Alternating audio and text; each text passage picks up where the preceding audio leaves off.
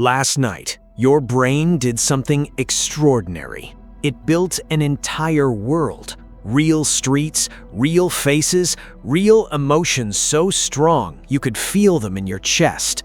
And you were there, completely. Inside that world, it can feel like hours. Then your alarm went off, and in less than 30 seconds, it was gone. Not faded, not blurry, gone. Your brain spent the entire night creating something and destroyed it before you could even say goodbye. Now here's the part that should disturb you. This didn't happen once. It has happened every single night since the moment you were born. Thousands of nights, thousands of worlds, all gone. And the strangest part?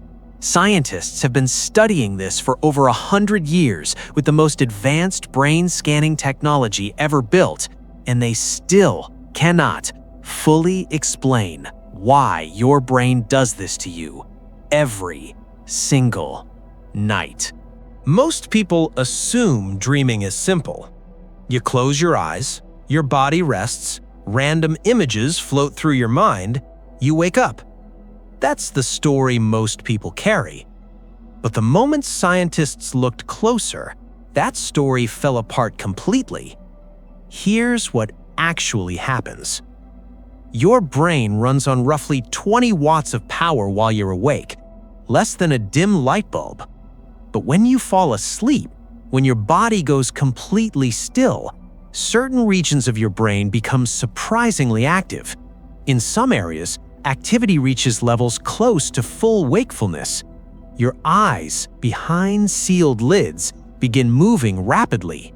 Left, right, as if tracking something real. Scientists call this rapid eye movement sleep, REM. And during REM, the stage when most vivid dreams occur, your brain is not resting, it is working on something. Scientists spent decades asking one question. If dreaming is meaningless, if it's just random noise, why does the brain spend so much energy producing it every single night? Because energy is never free. Every process your brain runs has a biological cost. So what is dreaming worth that cost for? Think about that for a second. The answer goes back further than any laboratory. Tens of thousands of years ago, a human lying near a dying fire on cold ground was dreaming. We know this not from brain scans, but what they left behind. Ancient cave art, including paintings at sites like Chauvet in southern France, estimated to be over 30,000 years old, contains imagery that some researchers suggest may reflect altered states of consciousness, including dreams, though the exact meaning remains debated among archaeologists. What is not debated, the ancient Egyptians over 4,000 years ago kept detailed papyrus manuscripts dedicated entirely to dream interpretation. The ancient Greeks built structures called dream incubation temples, places where people would sleep in hopes of receiving guidance through their dreams. Different cultures, different continents, different centuries, all of them treating the sleeping mind as something worth paying attention to. And from a survival standpoint, that instinct may have been correct because dreaming has persisted across millions of years of human evolution. Many scientists believe that a process costing this much biological energy and surviving this long is unlikely to be entirely purposeless, though exactly what that purpose is remains one of the most genuinely open questions in neuroscience. What we do know is that dreams are doing something your waking brain cannot. In 2017, neuroscientist Matthew Walker at the University of California, Berkeley, published findings that shifted how many researchers think about sleep and emotion. Walker's team observed that during REM sleep, levels of norepinephrine, a neurochemical associated with stress responses, drop significantly. This is notable because norepinephrine plays a role in how emotionally charged certain memories feel. Multiple neurochemical systems that support memory consolidation shift during this stage. The result may allow the brain to reprocess emotionally difficult memories in a lower stress environment.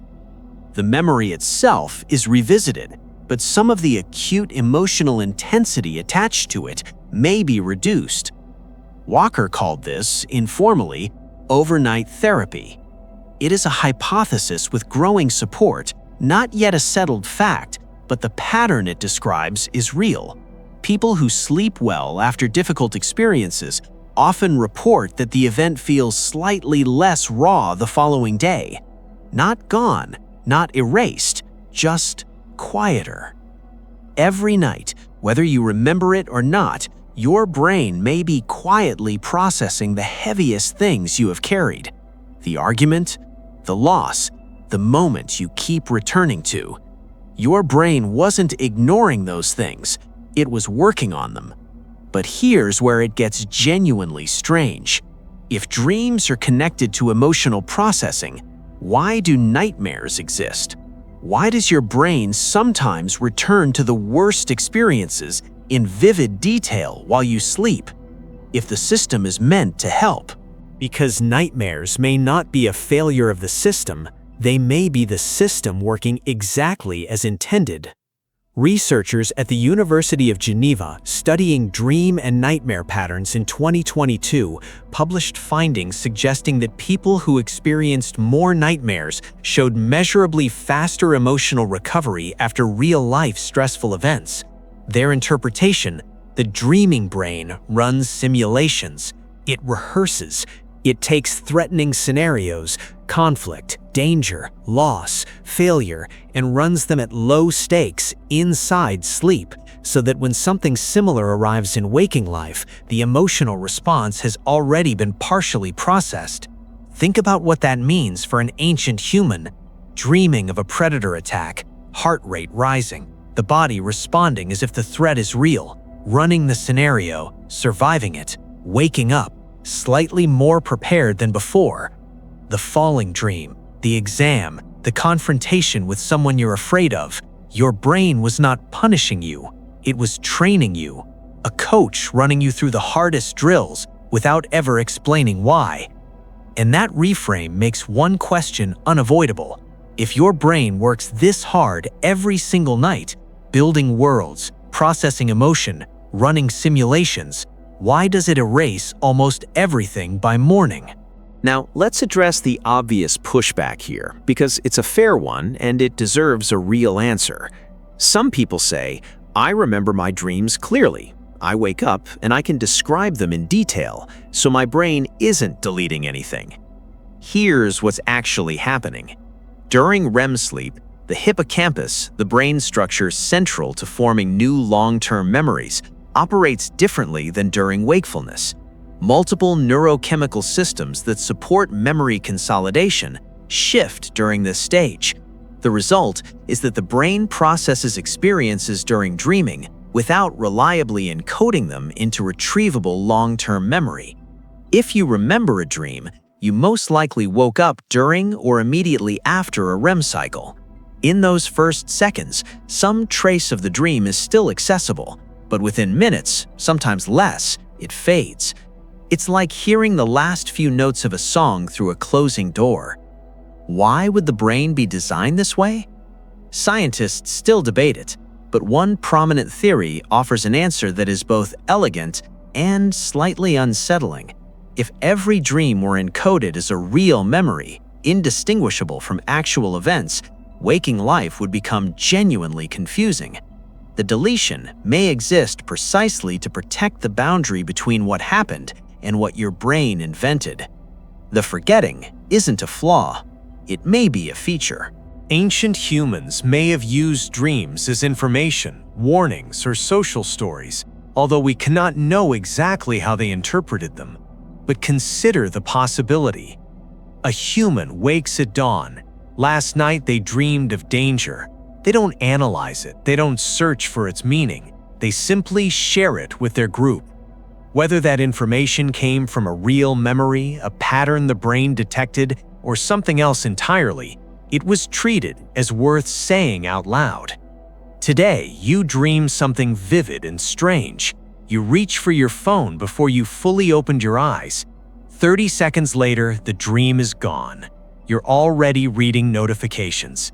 Same brain, same ancient system, the same biological machinery that may have once carried meaningful information now competes for attention in the first 4 seconds of consciousness. And it loses. The world changed dramatically. The dreaming brain did not. So tonight, you'll close your eyes, and somewhere beneath awareness, your brain will begin again, building something, processing something, preparing something. Without asking, without explanation, do you have any idea what it's doing for you right now? Tonight, you'll close your eyes. Your brain will do what it has done every night of your life. It will build a world. Real faces, real places, emotions that feel more immediate than much of what happens while you're awake. Inside that world, it can feel like hours. And then, morning will arrive, and in less than 30 seconds, most of it will be gone. But now you know something you didn't know before. That world your brain built wasn't random noise. It wasn't meaningless static. It wasn't your mind drifting aimlessly through the dark. It was your brain, during sleep, in a rare period where it can process information without the constant demands of the outside world, doing something for you that it cannot fully do while you're awake, processing what hurt, rehearsing what frightened you, quietly helping prepare you for what comes next, every night, without asking, without credit, without you ever knowing it happened. There is something inside your skull right now that has been doing this for you every single night since you were born. Next time you wake up and try to hold on to that fading dream, remember, your brain didn't take it from you. It helped prepare you for something better. It helped prepare you for tomorrow. Every night, your brain works in the dark so you can live in the light.